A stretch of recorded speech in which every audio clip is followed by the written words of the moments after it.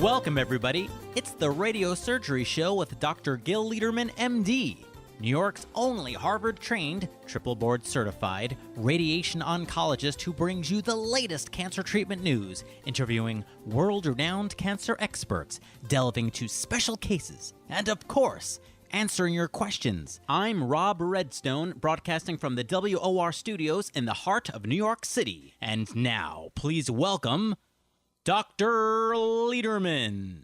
Good morning. Good morning, all. Good morning, Rob, who's my co-host. He's new to WOR. He's been with me on ABC, and I hope you listen and enjoy his company, as do I. We have Eddie and Reggie in the control room to make this broadcast so fantastic. We're live. We're really live. You can test us, if you want to test us to see if we're live, by calling us at 800-321-0710. Is that right? Are we live? That's Are we right. here? Are we Yeah. waiting for your calls? Good morning, Dr. Lederman. Pleasure How are to you be today? here. Doing very well, thank you. How are you? So can you believe it? Cancer treatment is in the news. It's the headlines in the Wall Street Journal. It's a headline across the top above the fold in the Wall Street Journal. Can you believe that? Wow, that's big news then. And I'm holding up the paper from just 2 days ago. So it's not so common that cancer treatment and radiation oncology get headline news in the Wall Street Journal. That's right. I think the number one paper in America. Definitely. So what does it say?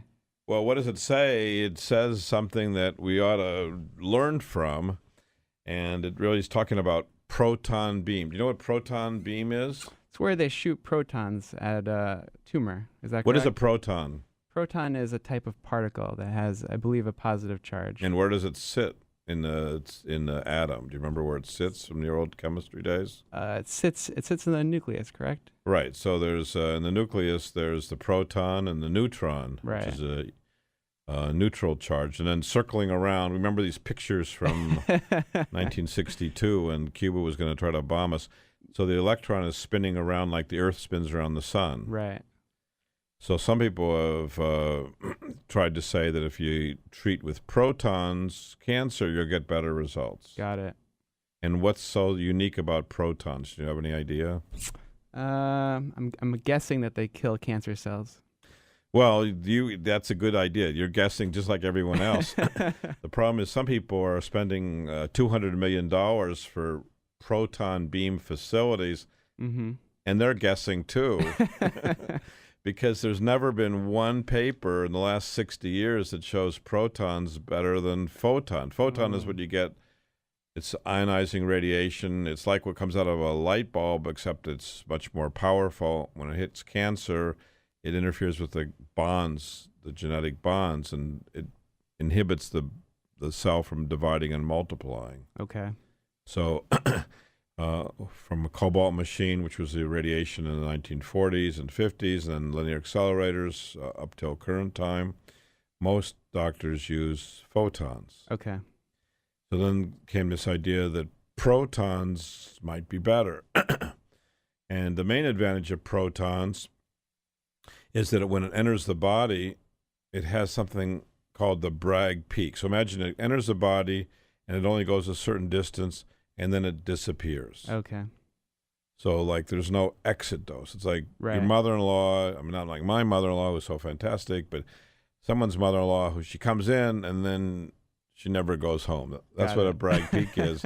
She's there, and it stops, and it doesn't exit. Okay. So a lot of people find that appealing, that there's no exit. Yeah. The problem is that this peak is usually just a peak. It's a point, like on a pencil. Mm-hmm. And, of course, the cancer isn't just a point. Usually it has some dimensions. Sure. So doctors have to expand that peak. And there's a lot of technology. And since it hasn't been used long, there's a lot of learning curve, let's say. Yeah. And in all these years, 60 years that proton's been around, there's never been one study to show that protons are better than photons. Okay. But the facilities are very expensive. The facilities can cost up to $100 or $200 million. One of my patients came this week with prostate cancer, and he heard an advertisement about proton beam. And obviously, a lot of patients love new technology, which we'll talk about in a few minutes. Mm-hmm. But a lot of people believe that new is better than old. Right, yeah. Sounds promising. sounds promising, sounds hopeful, that it has to be better. Well, it's not, and we'll talk about it in a few minutes. And some of the technology is very expensive, and proton beam is very expensive. So we have a lot of patients rushing. Most experts in the field, for example, for prostate cancer, feel proton beam is experimental. Mm-hmm. It's not a proven technology. And all the results right now show inferior results. Actually, when we look at our results with proton beam, for example, if a man has a Gleason 6 or Gleason 7, do you remember what Gleason is? Yeah, so it basically looks at tumor cells under a microscope, and you look at the pattern basically, and you get two numbers, right? So it's out of 10. So I guess the lowest number, I guess it would range from 2 to 10. Is that correct? Yeah, so 2 to 10. So in each area, the pathologist gives it a number from 1 to 5. Right. 1 is the best, 5 is the worst. Right. So in 2 areas, you can have 1 plus 1 equals 2, which almost never occurs. The worst you can have is 5 plus 5 equals 10, which does occur, and we see it. And we'll talk about that later in the program also. So the more men in America have Gleason 6. Mm-hmm. And I guess the higher, the worse the prognosis, correct? That's correct. Okay. The higher the Gleason score, which is how it looks under the microscope, the worse the prognosis. The higher the PSA, which is the blood test, the worse the prognosis. And the higher the stage. Right. You know, the bigger the cancer, the more it's spread, the worse the prognosis. So if you have cancer, you obviously want low numbers rather than high numbers. And so if you have a Gleason 6 or 7, and you go to this famous Institute for Proton Beam that's been around for 20 years, the chance of being cancer-free with prostate cancer, proton beam treated, is 76%. Mm-hmm. And if they came to us for our radiosurgery and brachytherapy program, it's 87%. 14% more men would be cancer-free, and there's 250,000 men a year, so 14% would be about 30,000 more lives saved. A lot of people. It's a lot of people difference, and the cost is less than half. Mm-hmm. It's a big difference, too. So if you're an insurance company and you have X dollars and the results are less good with proton beam and it costs more than double, what would you tell your customers? I would say I'm not going to cover that technology. Well, that's what the headlines in the Wall Street Journal were exactly, that multiple insurance companies are now canceling coverage of proton beam.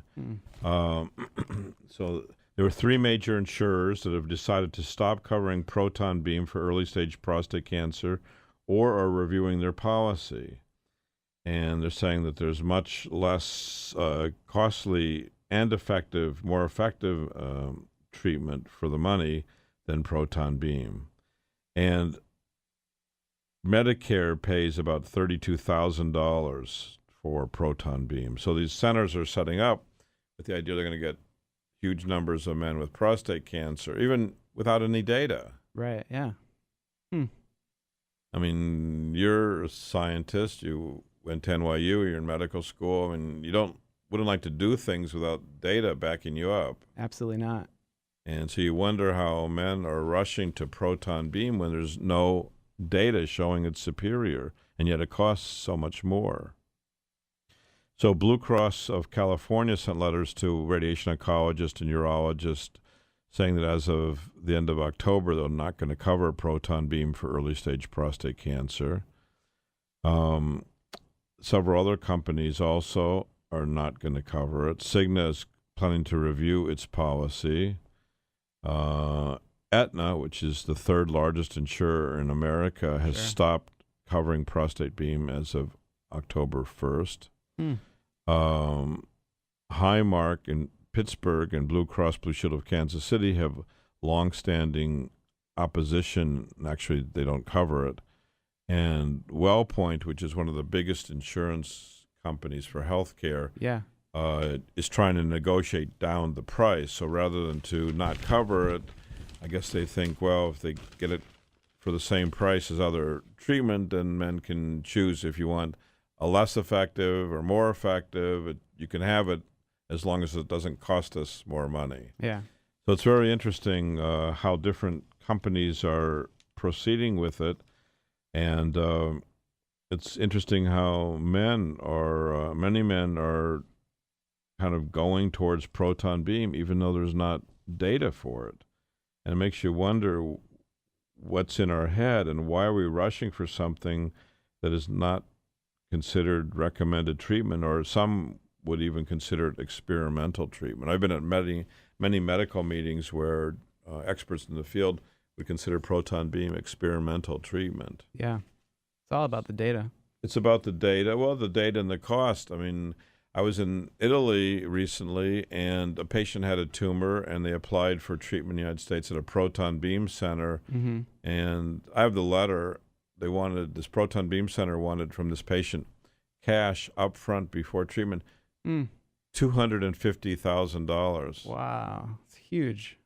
And we were offering treatment, which I believe is more effective, at a discount of 95%. It's a big discount. Yeah, but sometimes when you give too big of a discount, people think that something's wrong with you. You know, I just think that I'm trying to make it available for people to have, rather than get rich quick scheme. And sometimes people are suspicious when the price is too low. You know, often you'll hear consultants say, "Oh, the price is too low." I said, "Well, I can't do anything about it. I don't believe you should have people mortgaging their house and selling their car when it's just, I don't think it's right." Yeah, but if it works, it works, and if it doesn't, then if it works medically, you know, if it's good for the patient, then you can negotiate the price. But if it's not good, if there's better treatment out there, if you're exposing tens of thousands of men to radiation, it's going to have less good results. Sure. And puts them in a chance of recurrence. And then when they recur, the prognosis falls precipitously. Yeah. So it's really important to choose the best treatment first. And I would say that really very strongly, because after the best treatment first, all the other treatments are less good, and they're much less good. That's absolutely right. So here we are today. There's lots to talk about, and I'm glad we got the prostate proton data out there, which was really very important.